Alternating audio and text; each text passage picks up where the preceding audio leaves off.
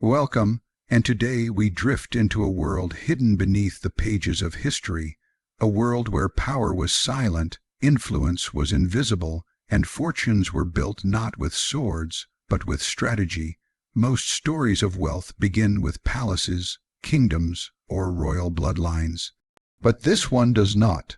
This is the story of a family that rose from the shadows of poverty, escaped the chains of discrimination, and built an empire of finance that stretched across continents. Today, we uncover the true story of the richest family in history. The Rothschilds, not a legend, not a rumor, but the real path, from a cramped ghetto in Frankfurt to banking rooms that controlled the money of nations, to quiet offices where the fate of wars and governments quietly shifted. So sit back, listen closely, and follow us into a world where secrets were currency, information was power, and wealth became a weapon mightier than any army. This is the untold journey of the Rothschild dynasty. But before the power, before the gold, before the world knew their name, there existed a world on the brink of transformation. Europe in the 18th century was a land divided by kingdoms, shaped by old traditions, and controlled by monarchies. Most people lived with rigid limits. Your birth decided your future. If you were born into nobility, the world bent to your will. But if you were born poor, you stayed poor. Society allowed very few to rise beyond the class they were born in. And in the middle of this world was Frankfurt, a European city busy with trade and commerce. But hidden within its streets was a small, isolated area known as the Judengasse, the Jewish ghetto. Narrow alleys, overcrowded houses, closed gates at night, and strict laws. Jews were allowed to exist, but barely allowed to live. They could not own land. They could not freely travel. Many professions were forbidden to them. Every family carried the weight of discrimination, restrictions, and survival. And inside this ghetto, in a small and humble house, lived a man named Mayor Amschel Rothschild. At first glance, nothing about this man suggested he would change the world. No royal blood, no wealthy ancestors, no inheritance, just a sharp mind, a deep understanding of finance, and a vision far beyond the dusty streets of Frankfurt. He worked as a modest coin dealer and banker, examining rare currencies, studying the value of metals, and serving small clients. But Mayer was different. He was not just studying money, he was studying how power moves. He realized something remarkable. Kings ruled nations, but nations ran on money.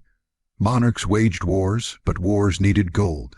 Empires rose and fell, but the people who controlled the financial system controlled the future.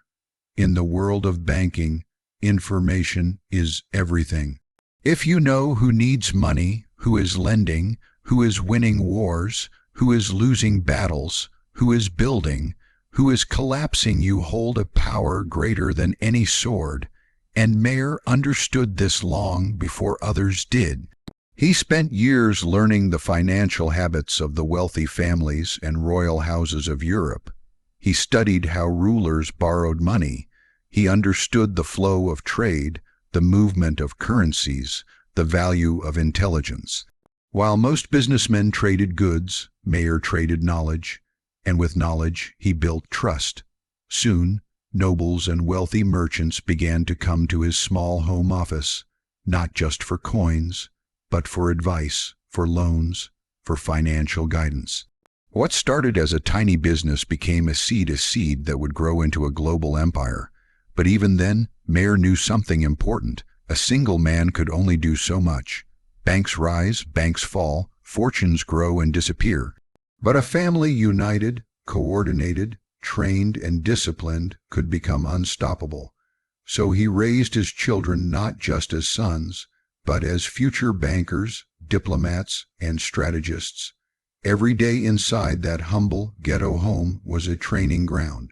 While other boys played in the streets, the Rothschild sons studied numbers, currencies, trade routes, political affairs, alliances, enemies, wars, kings, and governments. Mayer taught them something that would define the future of the family. Money is a soldier, Send it into battle wisely, and it will return with more soldiers. In that era, banking was dangerous. There were no electronic transfers or digital records. Moving money across borders took ships, horses, carriages, and dangerous journeys through roads filled with thieves and political unrest. But Mayer prepared his children for all of it. He understood that knowledge and secrecy were weapons. Slowly, his name began to spread. He gained the trust of powerful families and royal courts in Europe. Highly valuable clients would give him their gold, their investments, and their private dealings. Inside that tiny ghetto house was a financial brain more powerful than many wealthy institutions of the time, but still, it was only the beginning. Every great story has a turning point, a moment when ordinary life transforms into legend. And Mayer's turning point came when he made a decision that would change not just his family, but financial history itself. He would not operate from one city. He would spread his influence across Europe. Imagine a world where news travels slowly, days, weeks, sometimes months. A world where armies march based on outdated information, where kings make decisions blind to what is happening across borders. In that world, the person with the fastest knowledge was the person with the most power. Mayer realized that if his family could communicate faster than governments, they would build the first truly international financial empire. So he did what no banker had ever done. He turned his 5 sons into the 5 pillars of a global network. Each one would be planted in a different European capital: London, Paris, Vienna, Naples, and Frankfurt. 5 cities, 5 banks, 1 family, a web of money flowing across borders faster than anyone could imagine. But that is the next chapter in the story. Part 1 is the rise, the transformation of a poor coin dealer into the architect of a dynasty. The beginning of a family that would lend money to kings, finance wars, build railways, influence governments, and leave behind a world changed forever.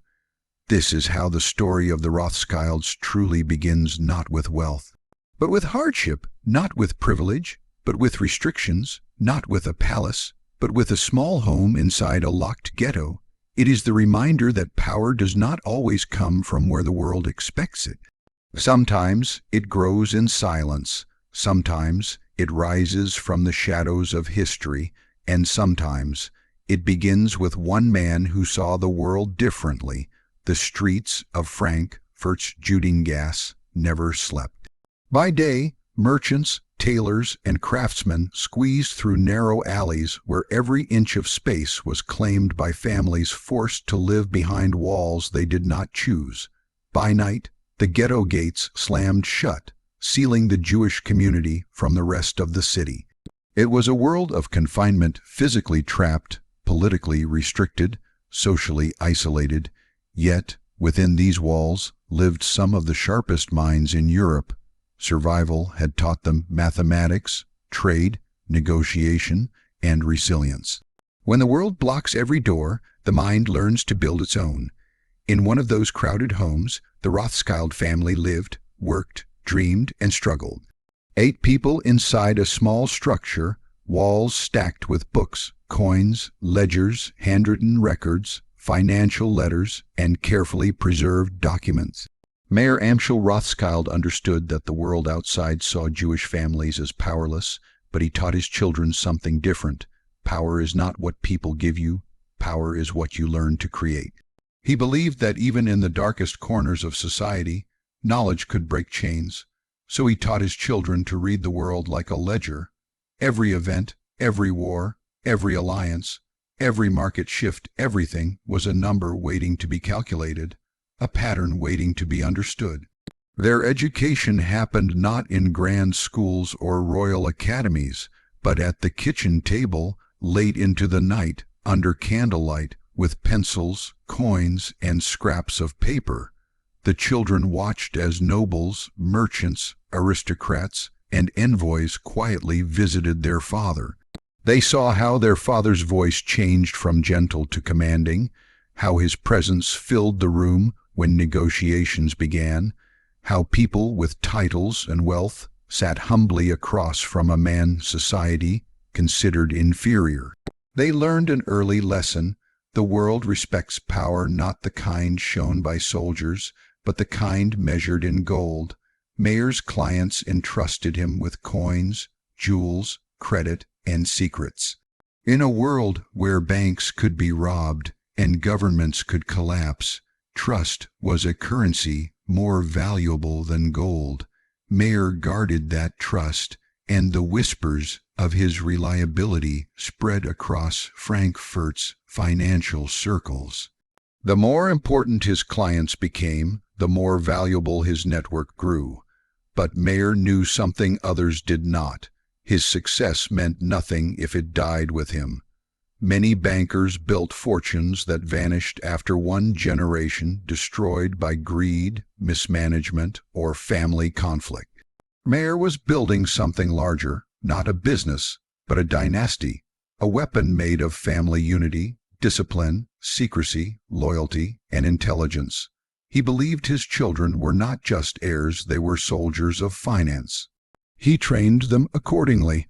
At an age when most children played outside, the Rothschild brothers learned how to analyze markets, how currencies gained or lost value, how wars destroyed economies, how alliances shifted trade, how kings borrowed money, how debts controlled nations. Mayer taught them that power was never where people believed it was. Kings looked powerful, but many were drowning in debt.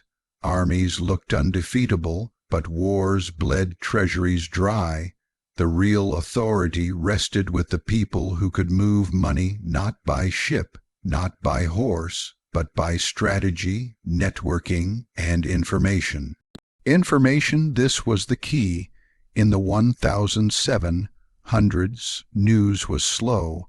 A war could end in one country, and another nation wouldn't learn of it for weeks. Markets could rise or crash, and investors would be blind.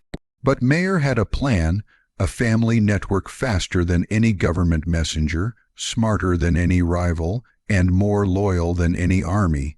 He was training his sons to become something Europe had never seen: an organized global financial system controlled by one family.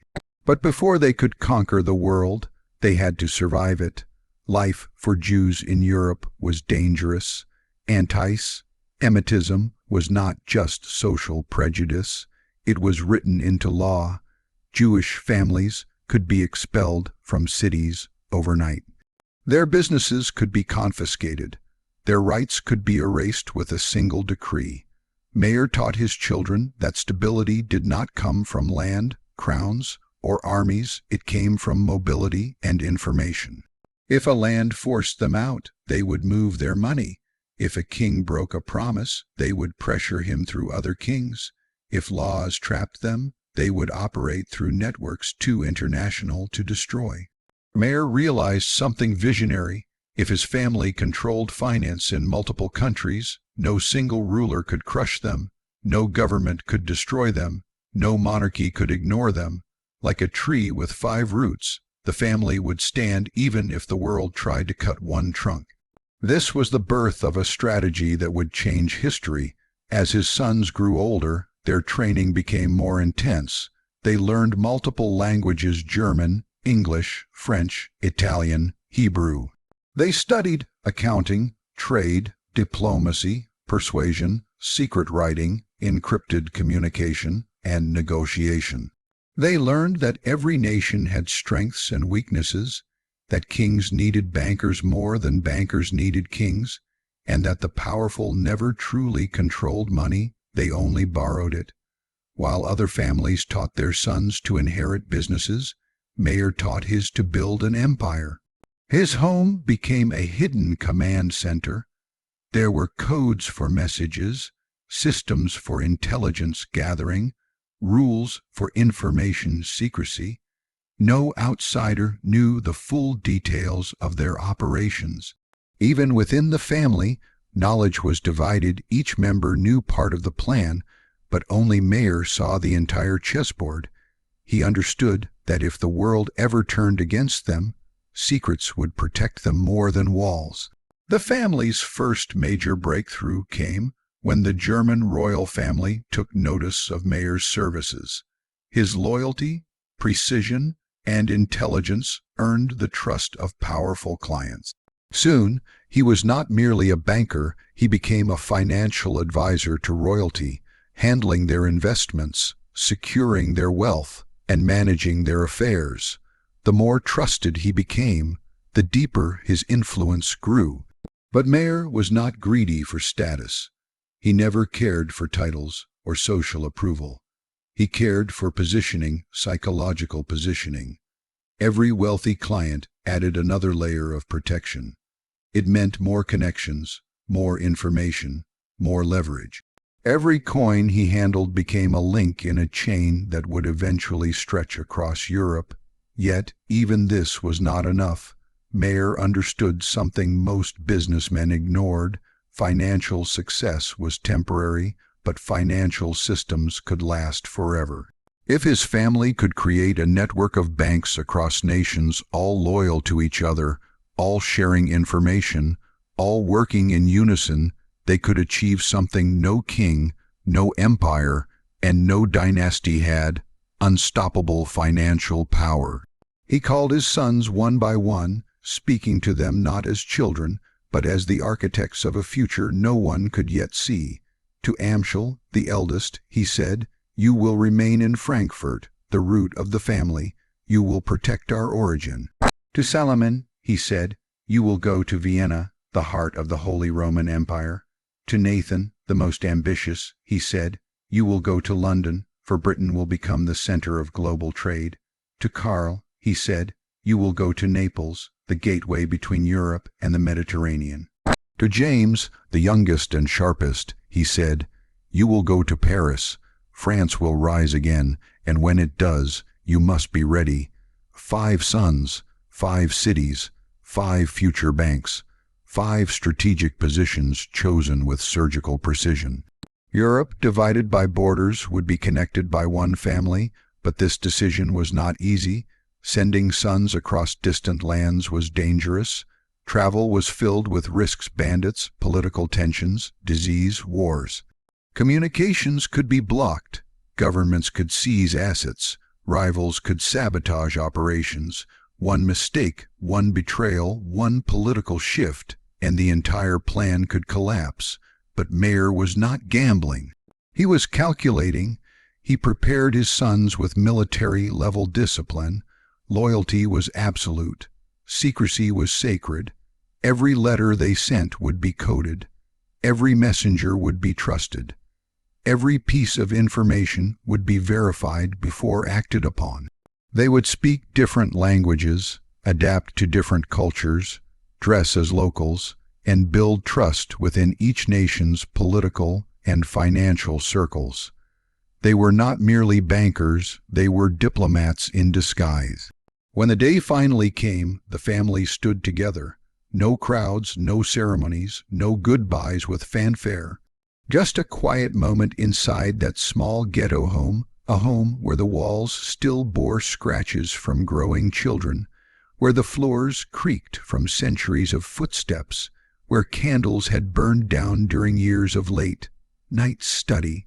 From that place of poverty, Mayer sent his sons into a world that did not want them, but would soon need them. One by one, they left Frankfurt not as travelers, but as envoys of a financial revolution. With them, they carried letters of introduction, lists of contacts, secret financial codes, and something far more powerful: the determination to prove that a family born behind locked gates could one day hold the keys to Europe. Frankfurt watched them go, but Europe did not. The world barely noticed 5 Jewish men traveling across borders, because history never sees the storm before it arrives. The Rothschild brothers entered cities as ordinary bankers. Quiet, polite, humble, they did not seek attention. They sought opportunity, and opportunity always comes to those who know where to look. Nathan arrived in London, the heart of the British Empire, a city of ships, ports, merchants, insurance houses, colonial trade, and booming markets. The world's wealth was beginning to move through Britain, and Nathan was determined to put his family at its center. James reached Paris, still recovering from revolution and instability, but France was rebuilding itself, reorganizing its economy, and preparing for a new era. James knew that whoever financed France's rise would gain enormous power. Suleiman arrived in Vienna, a political maze of aristocrats, royal families, and military alliances. It was the hub of diplomacy, and diplomacy always needed money. Karl settled in Naples, controlling the money flow between Italy and the Mediterranean. Trade routes, shipping loans, and commercial contracts passed through his hands. Amschel stayed in Frankfurt, keeping the family's base strong, monitoring German finances, and serving as the communication center for the entire network. 5 brothers, 5 cities, one mission to control the flow of money across Europe. And from that moment, the Rothschild family was no longer just a name. It was a system, a structure, a silent empire growing beneath the surface of history. Part 2 is the birth of that empire, the moment a coin dealer became the father of international banking, the moment a ghetto became a command center, the moment 5 sons walked into the world carrying a vision the world could not yet see. No armies, no flags, no crowns, just strategy, unity, intelligence, loyalty, and the determination to change history, and soon the world would learn their name. They left Frankfurt as sons, but they arrived in Europe as strategists. At first, no one paid attention. 5 young Jewish bankers, strangers in foreign cities, without armies, without titles, without recognizable power. They moved quietly, observed carefully, listened patiently. The world they stepped into was not gentle. Europe was a continent of empires, revolutions, monarchies, and fragile economies. Kings negotiated peace with one hand while preparing wars with the other. Merchants chased profit across oceans. Governments spent money faster than they could collect it. Every nation was hungry for gold, and gold was the blood of Europe's future. The Rothschild brothers had not traveled to be spectators. They had come to shape the fate of nations. Nathan settled in London. It was not just a city. It was the most powerful economic heart in the world. Ships carrying goods from India, Africa, and the Americas poured into British ports. The British Empire was expanding across continents, and every expansion required one thing: money. Merchants needed loans to build ships. Governments needed funds to support colonies. Industries needed capital to grow. The Bank of England was powerful, but even it could not feed the empire alone. Nathan walked into this world with the calm confidence of a man who already knew what others had not yet discovered. He built relationships with traders, bankers, and shipping companies. He moved quietly, but every move was precise. He learned the pulse of the London markets, observed how money flowed, how goods were insured, how credit was exchanged, and slowly the door to opportunity began to open. Meanwhile, James reached Paris. France had survived revolution, monarchy, empire, and bloodshed. Napoleon had risen from the ashes of the old system, and France was rebuilding itself into a military and political powerhouse. But war is expensive. Armies needed food, uniforms, weapons, transportation, ammunition, horses. Wars did not run on speeches, they ran on money. James understood that the nation that rebuilt France would one day control France's financial future. He made it his mission to become indispensable. He offered loans with discipline and clarity. He managed wealth with skill.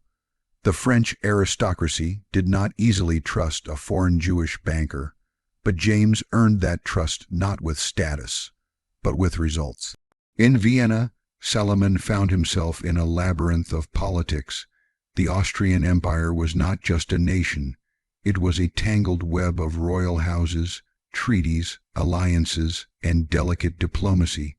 Wars could erupt from a single insult, a failed marriage alliance, or a border disagreement. Every decision had consequences, and every consequence required funding. Suleiman navigated that world like a chess grandmaster. He built relationships with nobles, diplomats, and military officials. Every handshake added a stone to the Rothschild foundation. Soon, Austria became one of their strongest strongholds. In Naples, Karl entered a land of trade and Mediterranean wealth. The Italian kingdoms were fragmented, filled with tension and rivalries, but they were also doorways to the sea. Goods moved in and out of Naples constantly: spices, fabrics, metals, tobacco, sugar. Trade routes were the arteries of Europe, and Karl supplied the bloodstream with capital. And in Frankfurt, Amschel held the center. He maintained communication among the brothers, coordinated deals, balanced the books, and protected the home base. From Frankfurt, messages moved across borders: letters, codes, financial reports, warnings, opportunities, and intelligence. Like a general in a war room, Amschel kept the network alive and synchronized, but the brilliance of the Rothschild strategy was not just in sending brothers to different cities, it was in connecting them. Most banks were isolated. A French banker knew little of London's markets. An Austrian broker had no idea what was happening in Naples. German financiers operated blindly, with no real-time intelligence. But the Rothschilds, they knew everything. Their family did what no government could. They built a communication system faster than any official messenger. They hired trusted couriers, men who traveled across borders, carrying private letters written in carefully crafted code. The Rothschild couriers were faster than king's messengers, more reliable than government dispatches, and more secretive than military channels. Information became their greatest weapon. If a government was preparing for war, they knew before others did. If a king was planning to borrow money, they heard the whispers first. If markets were about to rise, they moved capital in position. If they were about to crash, they pulled out before anyone realized what was happening. Their knowledge allowed them to predict the future, not by magic, but by mathematics, intelligence, and speed. But power does not rise without enemies. Local bankers saw the Rothschilds as outsiders. Royal advisors viewed them with suspicion. Some resented their success, others feared it.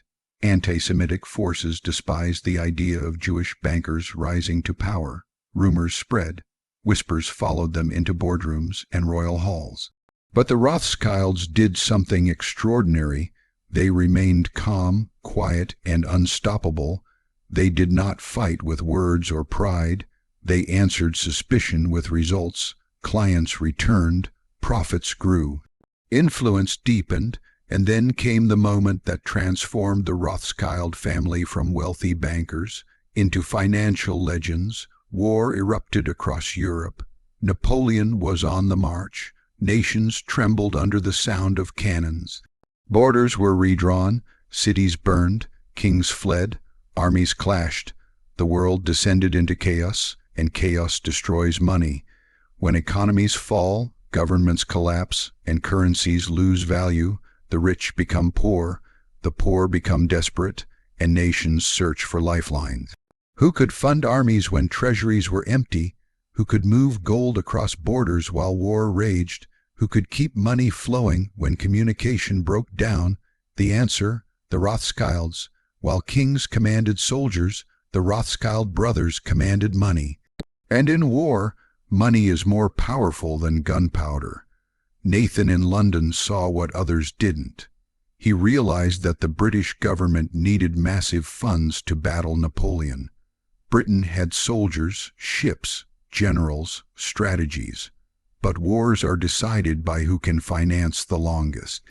Nathan offered help. He supplied gold when governments could not. He funded payments for soldiers across Europe. When the British Army needed money on the other side of the continent, he arranged it faster than anyone else. No one in Britain had ever seen a private banker move funds with such precision. Gold traveled through his network across borders, across oceans, through couriers who risked their lives to deliver it. Nathan was not just aiding Britain, he was building something bigger, trust, respect, and leverage so immense that the British government would never forget it. At the same time, Suleiman supplied Austria. James financed France's financial recovery. Karl funded trade in the Mediterranean. Amschel supported the German states. For the first time in history, war was financed not by kings, but by a family. Their information network became legendary. In one famous event, Nathan received news of Napoleon's defeat at Waterloo before the British government itself. His couriers outran the official messengers. He knew the war was over. He knew markets would change. And while crowds waited in fear and uncertainty, Nathan made decisions that would rewrite financial history. Some scholars say this was the exact moment the Rothschilds became the most powerful banking family in Europe. Others say they already were. Either way, the world was never the same. From that point on, every king, every minister, every merchant understood one truth. When Europe needed money, it went to the Rothschilds. Not because they were rich, not because they were loud, but because they were reliable. Their secret was not gold. Their secret was trust. War created destruction. But for the Rothschilds, it also created opportunity to build alliances, gain influence, and embed themselves into the financial bloodstream of nations. Governments now depended on them. Armies depended on them. Trade depended on them. If a country planned a railway, a mine, a port, a factory, the Rothschilds were there. If a nation needed to borrow money for rebuilding, they were there. If a king needed financial advice, they were there. Their name became synonymous with stability in a world collapsing from instability. From humble beginnings inside a ghetto, the Rothschild brothers became the gatekeepers of European finance. Their power did not come from force. It came from calculation. Their empire had no soldiers, yet nations feared displeasing them. Their empire had no borders, yet it reached farther than any kingdom. Their empire had no crown, yet kings bowed to its influence. The brothers operated with one rule unity. They were 5 men, but a single mind. They did not compete with each other. If London needed help, Paris sent it. If Vienna faced a crisis, Naples intervened. If Frankfurt needed resources, every brother supplied it. Their wealth did not scatter, it multiplied. While Europe believed they were dealing with 5 banks, in truth, they were dealing with one family. One network, one unstoppable force, and behind it all, the lessons of Mayor Amschel Rothschild guided them like silent commandments.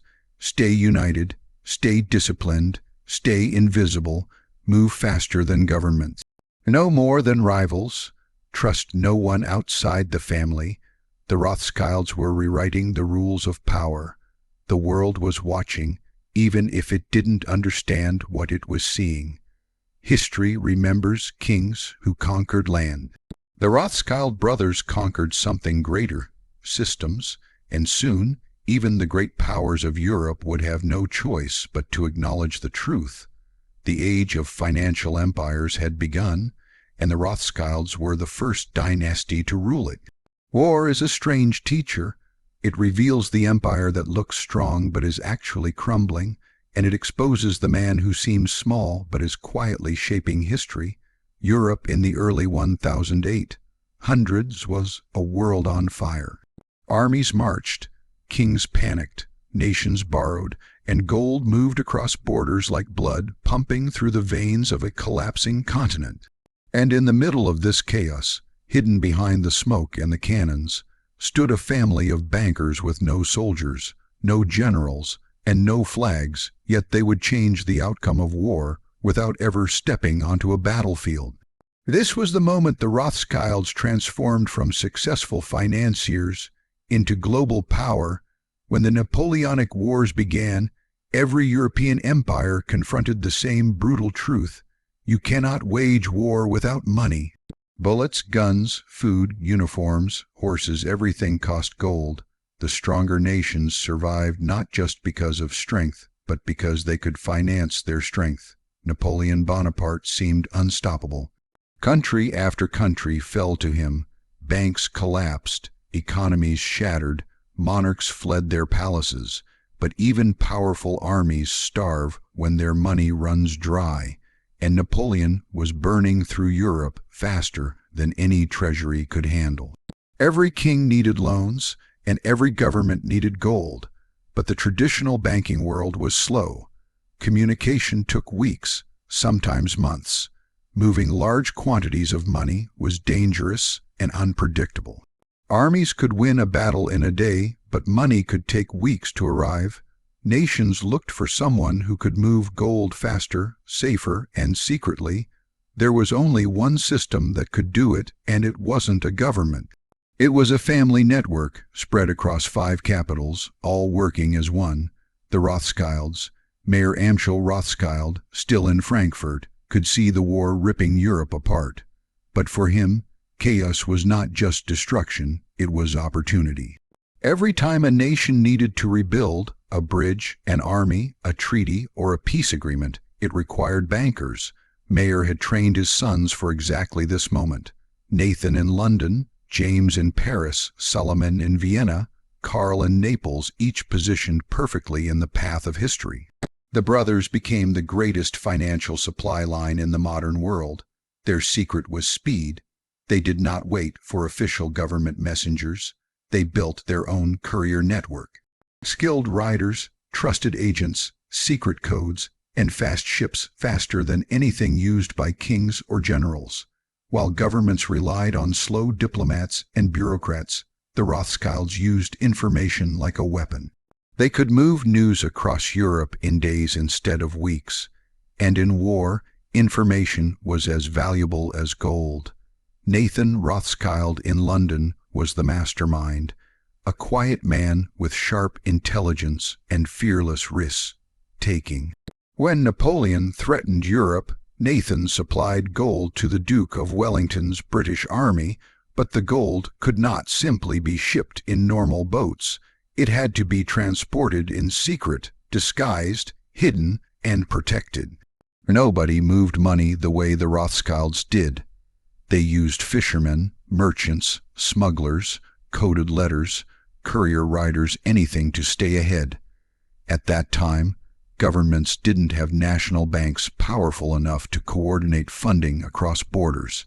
But the Rothschild network did. If Paris needed funds, James sent a message to Vienna. If Vienna needed bullion, Solomon could request it from London. If Naples needed emergency credit, Karl could authorize it in minutes. 5 brothers, 5 cities, 1 empire of information.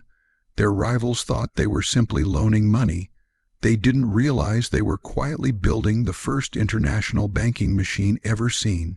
Napoleon may have had armies, but the Rothschilds had something far more dangerous: the ability to control gold, and the nation with gold wins wars. In 1814, after years of battles, Napoleon was defeated for the first time. Europe celebrated, governments rushed to rebuild, and the Rothschilds made enormous profits helping nations recover. But history was not done.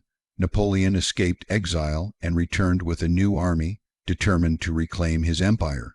Europe went into panic again. National treasuries emptied, currencies crashed, soldiers needed weapons, and weapons needed money. Once again, the Rothschilds stepped in. The final showdown came at the Battle of Waterloo in 1815. The British and Prussian armies faced Napoleon's forces. The world knew the battle would decide the fate of Europe. But most people don't realize something else. The Rothschilds were there too, not on the battlefield, but in the shadows, running couriers, gathering intelligence, waiting for the most important piece of information in Europe who would win.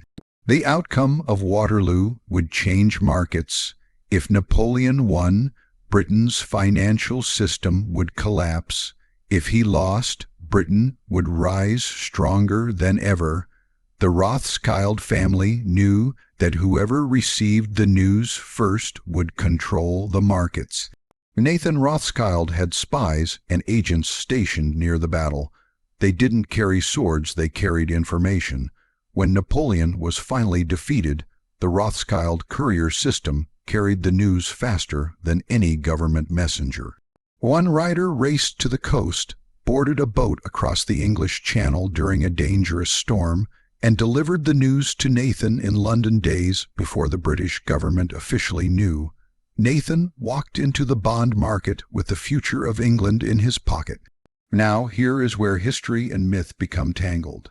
One famous story claims Nathan intentionally appeared distressed and sold government bonds, causing panic. Other traders believed he knew the British had lost, and they sold as well. Prices crashed, and at the lowest moment, Nathan allegedly bought the bonds back in massive quantities. When the government finally announced victory over Napoleon, the value of British bonds exploded. According to this legend, Nathan made one of the greatest profits in financial history because his network was faster than every government in Europe. Did it truly happen exactly that way? Some historians say yes, others say no. But what is certain is this: after Waterloo, the Rothschilds became the most powerful banking family in the world. They had proven that information, not armies, wins battles. They had proven that finance was stronger than gunpowder. They had proven that a family without titles, without land, and without an army could quietly influence the fate of nations. After the war, governments were drowning in debt. Europe needed rebuilding railroads, factories, infrastructure, trade routes, shipping, mining. And every one of those projects needed capital. The Rothschilds became the bankers of kings, the bankers of empires, the bankers of governments. Their network, built during war, now controlled the bloodstream of the peacetime economy. They financed peace treaties, national bonds, and reconstruction. When one nation needed money to rebuild after Napoleon, they turned to the Rothschilds. When another needed funds to secure borders or stabilize currency, they turned to the Rothschilds. The brothers were not just bankers, they were central bankers before the world even had the phrase. Throughout Europe, monarchs realized something. Armies could not guarantee survival. War could not guarantee power. But the man who controlled credit controlled everything. The Rothschilds became that man, multiplied 5 times in 5 capitals. In Vienna, Salomon Rothschild financed the imperial government and helped build Austria's rail lines and factories. In Paris, James became the richest banker in France. In Naples, Karl funded trade across the Mediterranean. In Frankfurt, Amschel kept the headquarters stable, and Nathan in London became the most powerful banker in Britain. Their network could move millions of pounds of wealth across Europe with nothing but ink, couriers, and trust. While governments struggled with bureaucracy, the brothers could make decisions in minutes. Their coded letters were faster than official diplomacy. Their couriers crossed borders no matter who was at war. Their capital was ready before treasury ministers even arrived, and the more the world depended on their system, the stronger they became. Some people believe the Rothschilds influenced treaties, shaped borders, and decided which governments survived. A king with no money is only a man with a crown, but a banker with gold could create kings. Of course, with power came suspicion. People whispered that the Rothschilds were secretly controlling Europe. They were accused of financing both sides of wars. They were accused of manipulating markets. They were accused of pulling strings behind the scenes. The family rarely responded. Silence was their shield. Information was their currency, and secrecy was their power. In reality, what made them dangerous was not conspiracy, but efficiency. While the world was slow, they were fast. While others guessed, they calculated. While kings hoped for luck, The Rothschilds relied on networks, intelligence, and mathematics. They understood something simple: gold is heavy. Money takes time to move, currencies fluctuate, armies destroy, but information travels like lightning, and whoever controls information controls the world. When the Napoleonic Wars ended, the Rothschild family emerged as the invisible winners. They had funded armies, rescued governments, stabilized currencies, and rebuilt nations. Their rivals were destroyed. Traditional banks were too small, too local, too slow. The Rothschild network was global. For the first time in history, a family, not a kingdom, not a church, not an empire, had become a financial power that stretched across borders, languages, religions, and politics. They could shift millions with a signature. They could collapse or save economies with credit. They could transfer gold faster than governments could send letters. Their power was not written in newspapers. It lived in ledgers, vaults, and coded messages. And what made the world uneasy was this: they did not seek fame, they did not seek titles, they did not seek glory. They sought stability, predictability, control. While kings stood on balconies waving to cheering crowds, the Rothschilds sat in quiet offices with maps, numbers, and cipher letters, shaping the future silently. The war proved a lesson the world never forgot. Nations rise and fall, generals win battles and lose them, empires expand and collapse, but the bankers who finance the war survive every change. After Waterloo, the Rothschilds were no longer wealthy bankers. They were the financial backbone of Europe. They had no throne, but they were treated like royalty. They had no army, but governments needed their approval. They had no crown, but every king knew their name. War made them powerful, peace made them rich. And from this moment on, the world would never again be controlled only by soldiers and kings. The age of financial empires had begun, and the Rothschilds were its architects. The smoke of war slowly faded from Europe, but something new was rising from the ruins. Roads that had once carried armies would soon carry trade. Ports that once launched battleships would soon transport goods.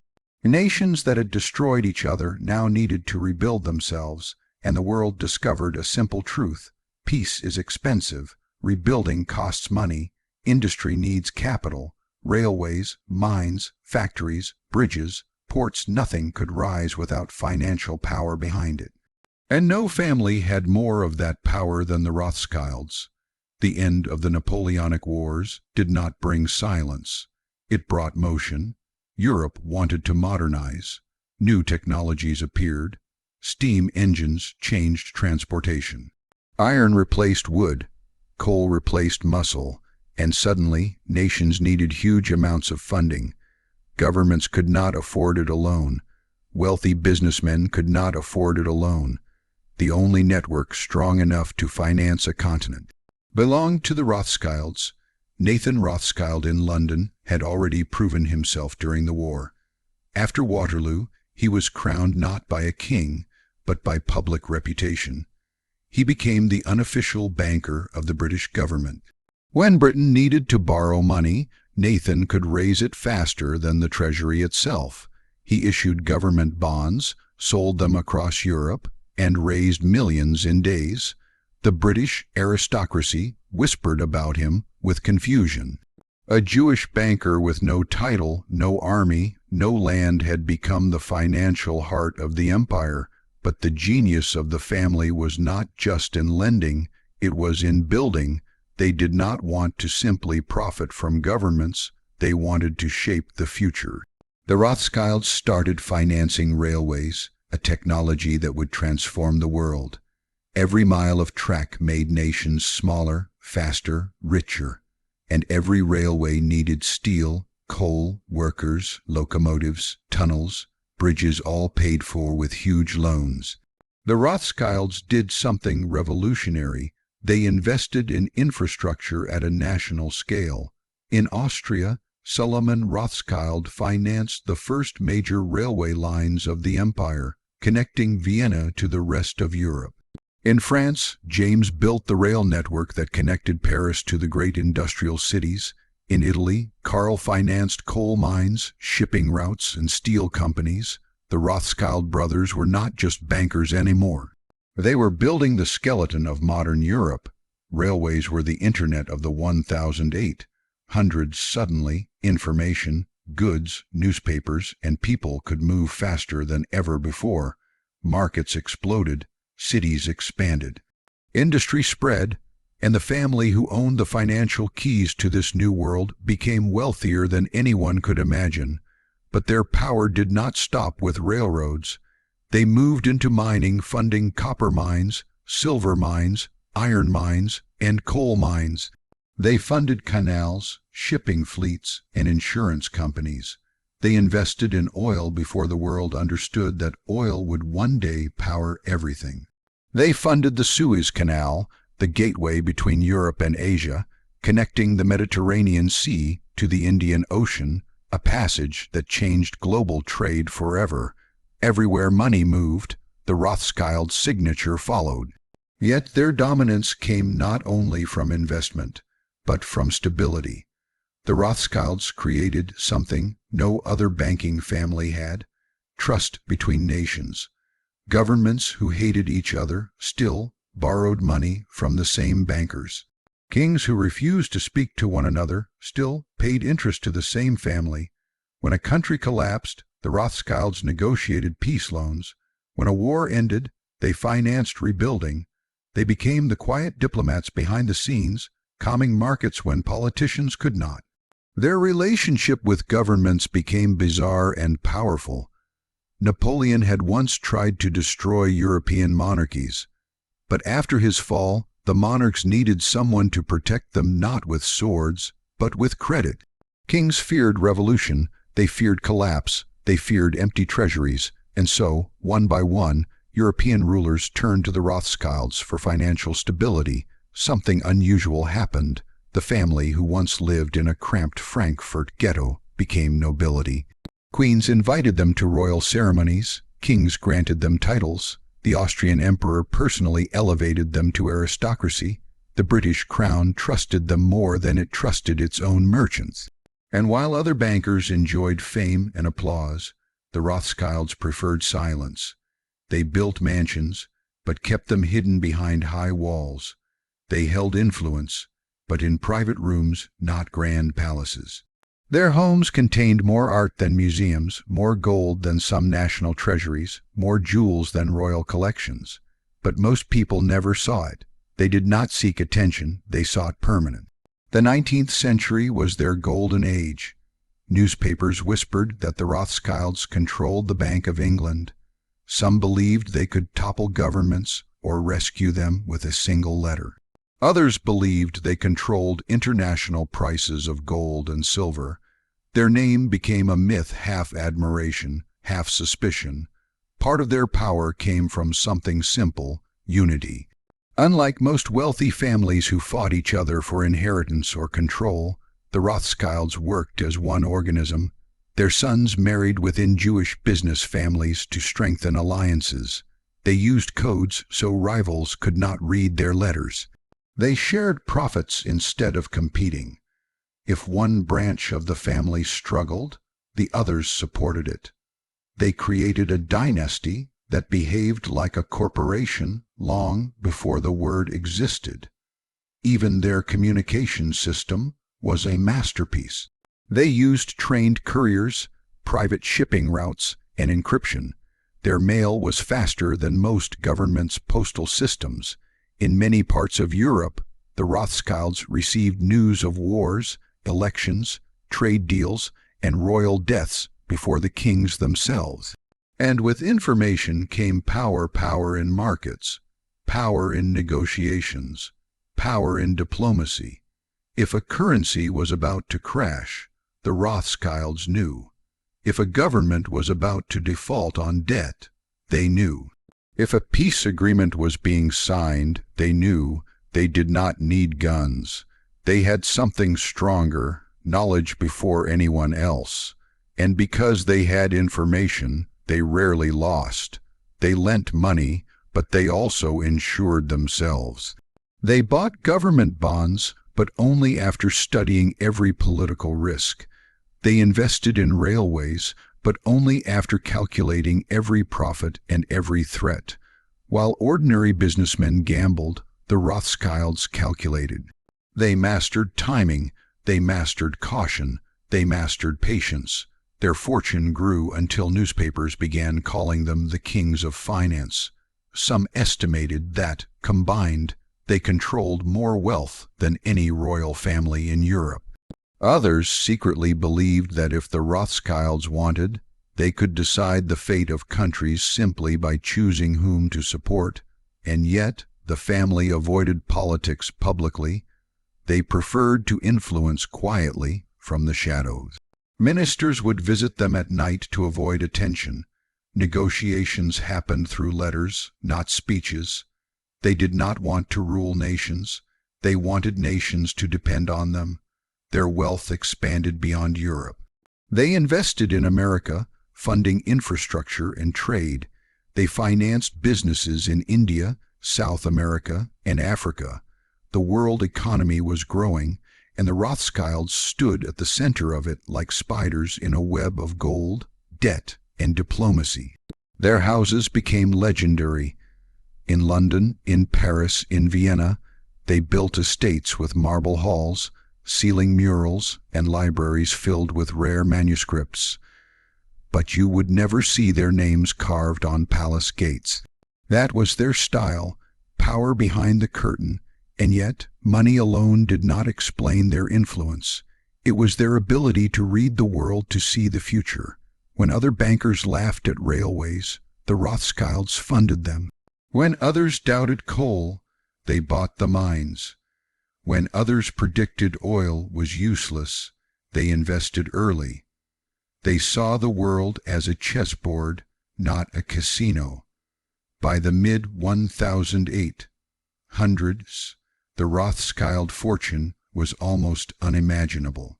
Historians estimate that if their wealth were calculated today, it might reach into trillions. No individual billionaire has come close. Their fortune was not measured in one person's account. It was spread across nations, industries, and generations. People began to create legends. Some believed the Rothschilds controlled the world's gold supply. Others thought they secretly influenced kings. Some imagined they had a private army. Some claimed they started wars for profit. The family ignored all rumors. Their silence only fueled more. But behind the rumors was something real. They had become the safest place a nation could turn when disaster struck. When a government needed a loan to rebuild after revolution, they called the Rothschilds. When a country faced famine and needed emergency grain shipments, they called the Rothschilds. When a king fell and a new government took power, it still needed money, and the Rothschilds provided it. Their empire was not made of land or soldiers, it was made of trust. The business was designed with genius. Each brother ruled one region, but all major decisions required agreement. This prevented any one branch from collapsing. Wealth was shared, losses were shared, victories were shared. They functioned like a financial army, coordinated, disciplined, unstoppable. Their personal lives mirrored their business strategy. They married strategically, often within Jewish banking families. This was not just tradition, it was protection. It kept their wealth concentrated, their alliances strong, and their empire stable. Outsiders criticized them for it, but it worked. While other powerful families rose and fell, the Rothschilds endured. Their influence was not just financial. In France, James Rothschild became a patron of the arts and culture. Painters, musicians, and writers were supported by his wealth. In Austria, Solomon funded science and education. In Britain, Nathan's descendants became philanthropists and supporters of universities, hospitals, and public libraries. They believed that wealth needed to build, not just accumulate, and yet their power made them targets. Newspapers accused them of manipulating markets. Rivals accused them of secret dominance. Political extremists used their name as a weapon, but the family continued forward. Their investments kept growing. Their network kept expanding. Their silence remained unbroken. By the second half of the 19th century, the Rothschilds reached their peak. They had influenced wars, built industries, financed governments, and reshaped the European economy. No other family, no corporation, no monarchy had ever commanded such financial reach. They owned banks in every major city of Europe. They controlled shares in mining, oil, shipping, and manufacturing. They financed national infrastructure, global trade, and international diplomacy. Their couriers moved faster than armies. Their letters carried more weight than treaties. Their signatures changed the direction of nations. And because they preferred the shadows, the world created stories about them, some true, some myth, all proof of how deeply their name had entered history. From a small ghetto home to the highest levels of power. From selling coins to financing empires, from merchants to masters of global finance, the Rothschild family became something the world had never seen before, an invisible empire of money, and yet what they built was only the beginning. Their legacy was larger than their wealth, because while kings ruled nations by force, the Rothschilds discovered something greater. Money does not conquer like an army, it conquers like a heartbeat. Constant, silent, unstoppable, their influence shaped an era, their decisions built modern capitalism, their fortune rewrote the fate of nations, and as the 19th century marched forward, one thing became clear. The Rothschilds had not just become the richest family in history. They had become the architects of the modern financial world. As the 19th century faded into the 20th, the world the Rothschilds helped build began to transform. Railways, factories, banks, mines, and ports, the modern world was alive with machinery and movement. Nations traded on a scale humanity had never witnessed, but with growth came competition. New bankers emerged, new industries rose. America, once a young nation, was becoming a colossal economic giant. Germany industrialized at astonishing speed. The age of old monarchies was weakening, and democratic governments were changing how nations borrowed money. The world was entering a new era, one that would challenge even the greatest financial dynasty in history. The Rothschilds remained powerful, but the world was no longer the same as the 1008. Hundreds an age where kings borrowed in silence. Treaties were signed behind curtains, and information moved through the hands of couriers. By the 1900s, telegraphs could send messages across countries in minutes. Cable lines crossed oceans. Banks began to expand globally. Stock markets connected continents. The Rothschild advantage, once based on secret speed and international coordination, now faced a world catching up. Yet even then, the family continued to evolve. They still controlled massive portions of European industries, mines, oil, railways, and financial institutions. Their names still commanded respect and fear. They were still one of the richest families on earth, but history had a cruel plan. The 20th century would be defined by chaos. World War I exploded like a thunderstorm over Europe. Nations were dragged into destruction on a scale the world had never seen. Entire cities became rubble. Millions of lives vanished in the mud of the trenches. The Rothschilds were torn by a tragedy they had spent generations trying to avoid. Their family branches were now financing countries at war with each other. Britain against Germany, France against Austria. The family had always worked together, but now Europe was split, and their unity was tested by nationalism and politics. Still, they did what they had always done. They stabilized governments when money ran out. They financed relief efforts, hospitals, war bonds, and reconstruction. But the old world of kings and emperors was dying, After the war, monarchies collapsed, new governments rose, old debts became worthless. Entire empires disappeared: Austria, Hungary, the Russian Empire, the Ottoman Empire.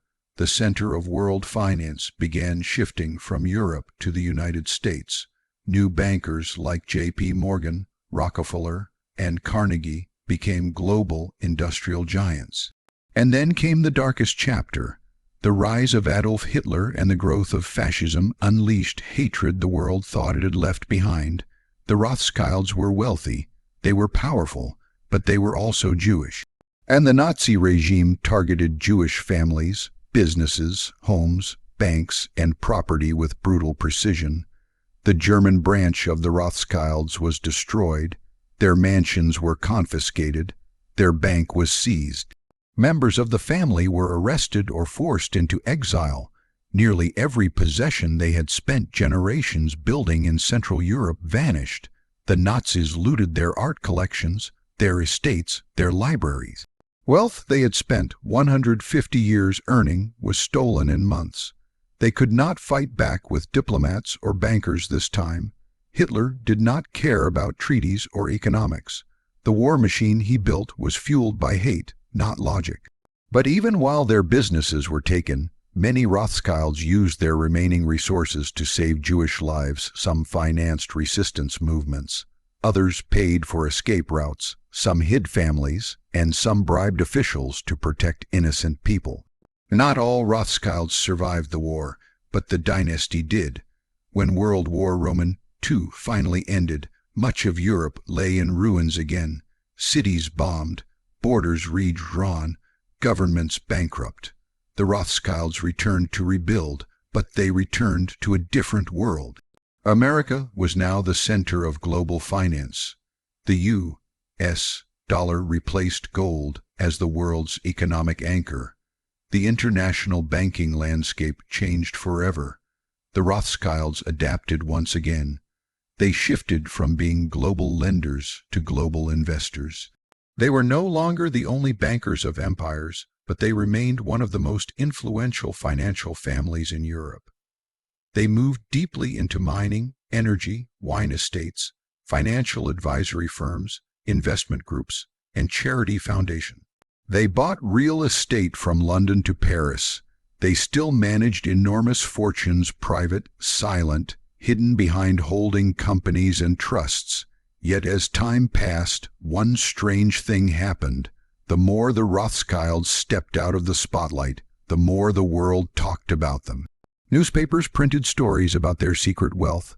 Writers claimed the family still controlled central banks. Some believed they secretly ruled governments.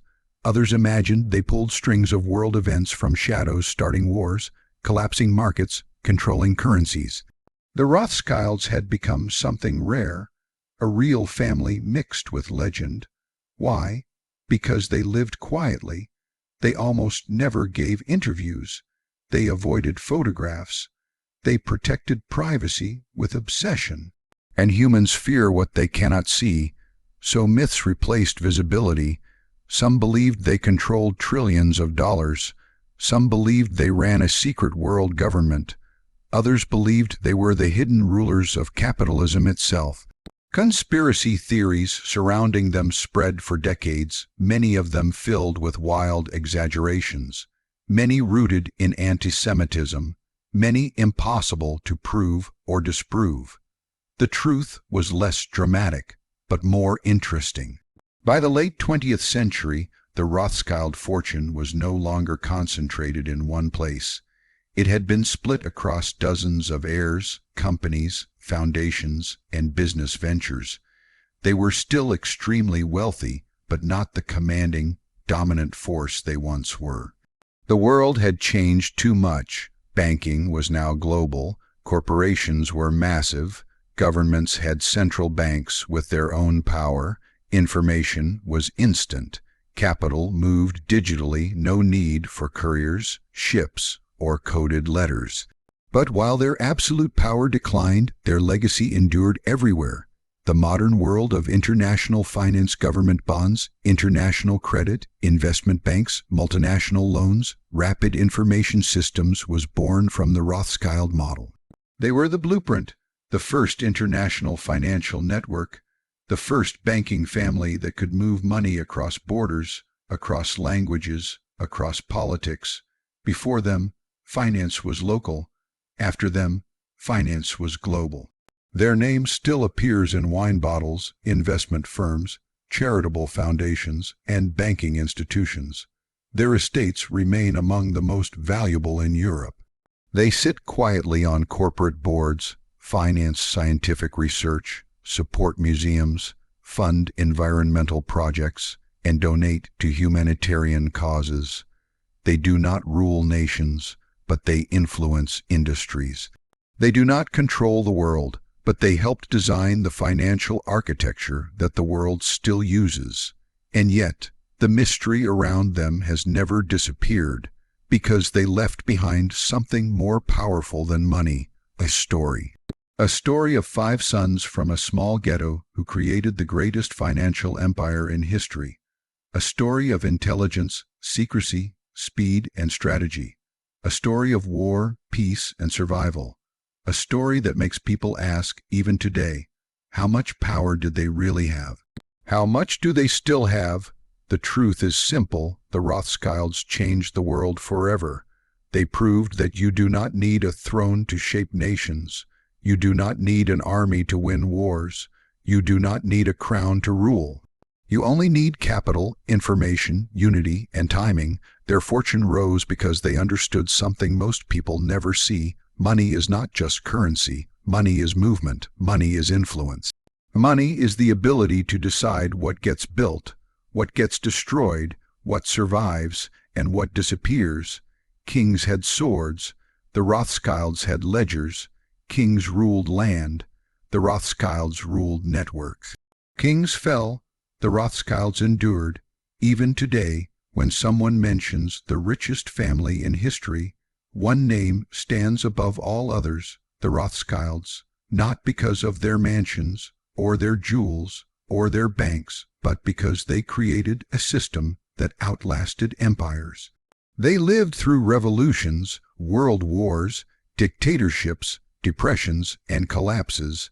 They lost countries, banks, and fortunes, but every time history shattered, they rebuilt. Their wealth moved, transformed, and survived. Some say they are gone. Some say their influence continues quietly behind the scenes. The truth lies somewhere in between. They are no longer the kings of Europe, but they remain one of the most historically powerful financial dynasties ever recorded. Their story is not about control, it is about innovation. It is about turning knowledge into strength. It is about how a family, marginalized and underestimated, rose higher than kings. The Rothschild legacy is a reminder that history is not just written by those who fight battles. It is written by those who finance them, not by those who wear crowns, but by those who build nations from the ground up. Their wealth was measured in more than gold. It was measured in influence, in networks, in ideas, and as long as money exists, as long as nations borrow, as long as commerce defines the fate of the world, the shadow of the Rothschild story will always remain. A family without a throne shaped the age of empires. A family without weapons won battles kings could not. A family without borders created the first global financial world. This is not just a story of the richest family in history. It is the story of how the modern world was built not by conquerors, but by bankers.